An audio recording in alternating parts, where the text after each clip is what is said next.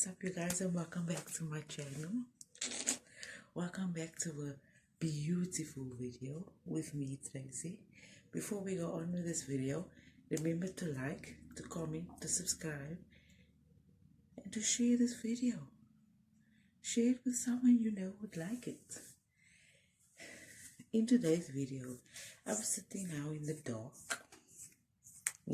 people, and I was thinking, I could have been seeing that today is National Coming Out Day. Why not share my story?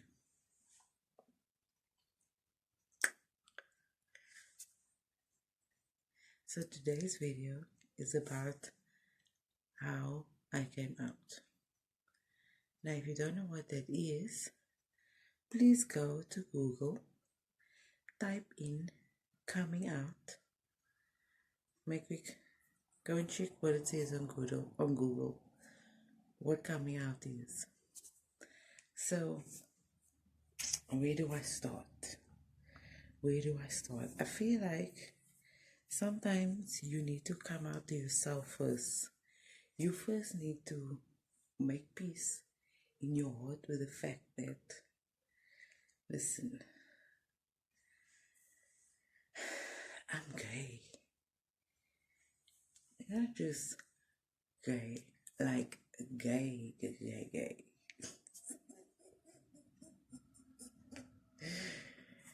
So, I don't know where to start. I think I realized, or I came to terms with it when I was about, say, 12 maybe, 12, 13. And I think I was watching something on TV, and I was thinking to myself, no man, like, you know, when certain people, like when your group of friends is talking about, oh, this guy is cute and that guy is cute, and there's just certain things that I couldn't relate to. That's the one thing I found strange about myself. How do I start this now? I hope that everybody out there that is coming out to their family is in a safe space, and that, you know, if your family doesn't make you feel like you are in a safe space, that you find people who makes you feel safe. So here's my story. I think there are many versions to my story, and it's like when you come out once, you constantly have to come out, if you know what I mean. So my first time, after realizing and coming to terms with the fact that I am not into men, and that I bet with the other team, I first came out to my best friends at the time. I had two best friends, and this is coming out part one. I think we were part of a like a, what do you call it now?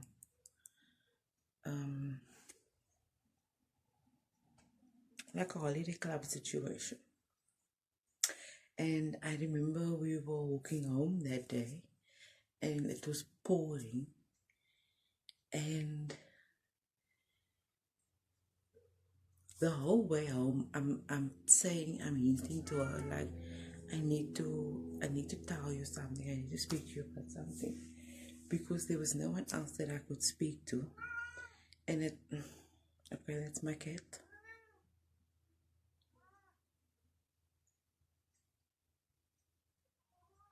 What's the problem here?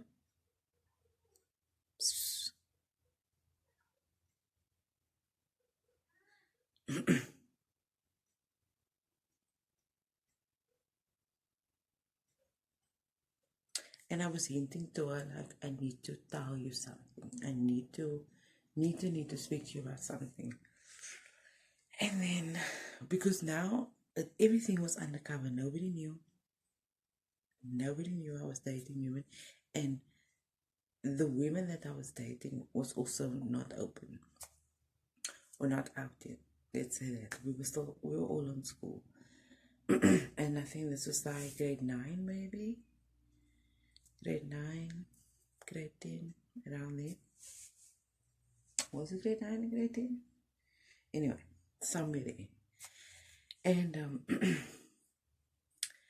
hinting, and I don't know. I can't fully recall, but I don't think that she was really taking note of me because we were just trying to get out of the rain. And then eventually we got closer to my house, and then I was like, I need to tell you something. And she's like, what? Tell me. And I said to her, I'm dating a girl. And she just looked at me and she was screaming. She's like, what? And I thought it was disappointment. I was like, she's probably mad at me. And then she's like, me too.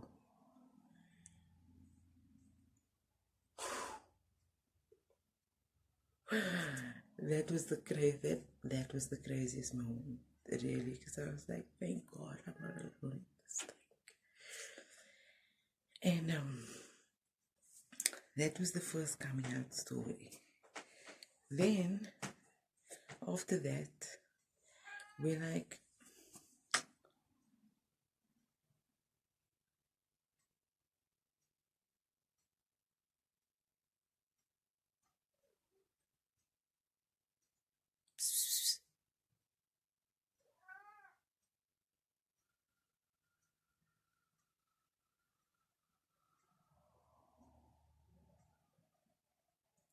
after that, we became even closer because there was no one else we could speak to about this.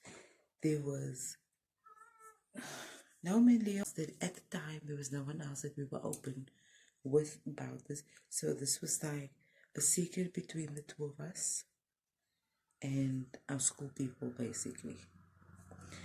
And that was the first encounter. She was the easiest person to come out to. She had another friend of mine, another best friend of mine. It was the easiest coming out to them because it was so embracing. Like, thanks for accepting me. Then after that, a few weeks, probably like a few weeks, because then I was comfortable now, and that wasn't grade 10. That was a bit later. Because grade 10, around grade 10, I wasn't telling nobody nothing.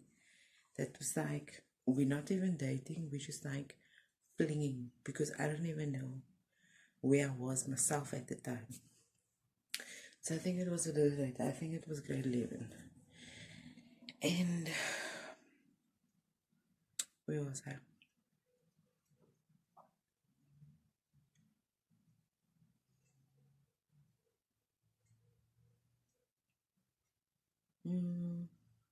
Yeah, then I was a bit more comfortable. And stories started spreading. It was like, once I started telling my friends, it was like I couldn't control the secret anymore. I couldn't control the secret. And you must know we were very involved in the church, eh? We were very involved in the church. We were involved in the youth. It was, you know, and the stories just started spreading and spreading. And people started assuming that the two of us were dating, but we were not. Up until this day, people don't believe us, which I don't understand. People still don't believe that we never dated, but that's their thing, to each their own. And the rumors just started spreading and spreading and spreading and spreading. And this groot mense, this is big people. that is spreading rumors. And then, like, fast forward, all the stories are out, and then I don't know, I can't remember what happened, but I know that it ended up with someone at church telling my mommy everything is gonna be alright. You know, sometimes it's just a phase that people go through. And my mom is like, what?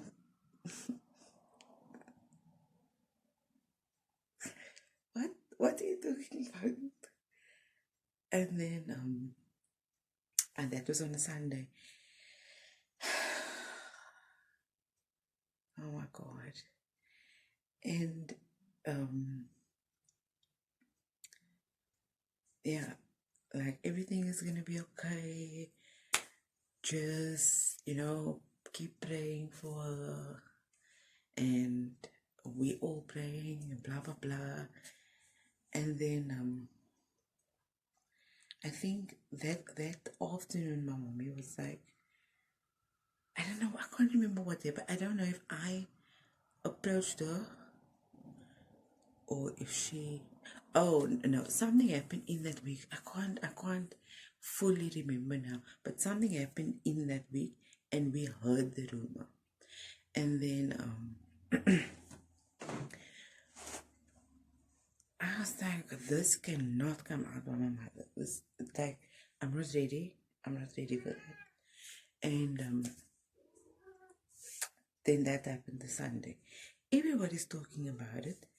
And then I told her, listen, I need to say something, because if it comes out by my mother, and you don't want to how do I say now? You don't want your mommy to stand there and be like, what is going on? Fucking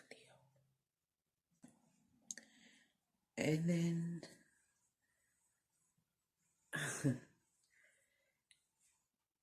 and then that Sunday, after everybody's not telling my mommy this, I decided, look, I remember, I think I must have messaged her or told her before I went home, I need to say something and you need to say something, because we both know it's not true. Well, I think the rumor was that we kissed like on the church ground, which it wasn't true. It was not true. We didn't do that. But somebody saw us and made up this rumor. And I came home the Sunday. My mom was in the room. And I said, look, I need to tell you something, because it's eventually going to come to your ears. And all I can say is it's not true. And she's like, what's the rumor? So I said, everybody think me and this person is dating. It's not true. So I said, are you dating her? I said, no, I just said it's true. Are you dating other girls? No, I'm not. Are you sure? I was not ready for that conversation. I was not ready. And that went on for about another year, I think. That went on for another year. Eventually, I had to, back up and be like, then I started dating more frequently. Most of the girls that I was dating were tomboyish, more tomboyish. And like, they were always visiting. So you can't tell me that you didn't know this was happening. And then I got into a serious relationship. And I think we were about, say, 4 months in. Aish, that was the worst experience. I think I cried my eyes out. And then I walked home, walked the halfway, and then I got home. I knew it was coming. I knew it was coming. I sat down. I remember I sat down in the front room. I was going to watch TV, get ready for the day, for the next day. And I just heard, Tracey, come to the room now. And I thought to myself, oh my God, here we go. Here we go, girl. Here we go. And Mom was like, sit down. It's a joke now, no, but it wasn't a joke back then. Sit down. And I sit. And she's like, wat gaan aan met jou in? The person. And I was like, what do you mean? Are you dating?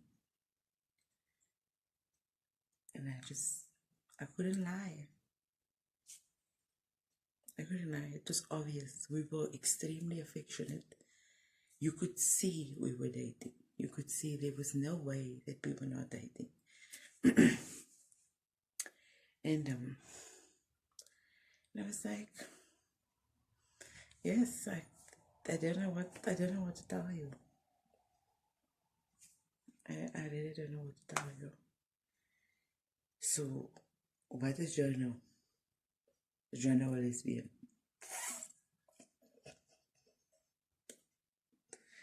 I said, I don't know. Maybe not. I don't know. I'm still figuring that part out because first I identified as bisexual. First I called it a phase. And then I identified as bisexual, to soften the blow. And then I identified as non-binary because I didn't like the labels. Sorry guys, my cat is really just being annoying. What is your problem?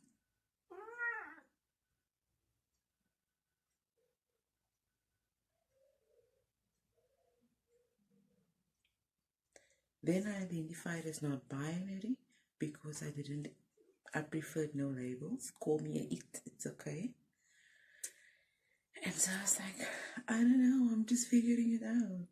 After that, I can tell you right now, it wasn't pretty after that. I remember going to my room after that and I started crying, and I remember messaging her immediately. I was like, fuck. My mother just found out that we were dating. It was not nice after that. It was one of the worst experiences ever. I think it made me really creep into my shell and not express myself for a while because it wasn't always kosher, if that is the right word to put in this situation. It wasn't kosher. It wasn't pretty in the household after that, because I can tell you my phone got taken away.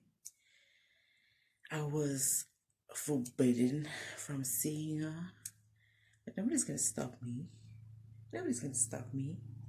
But anyway, she was not allowed to come here anymore. I was told not to see her anymore. I can't date other women, whatever.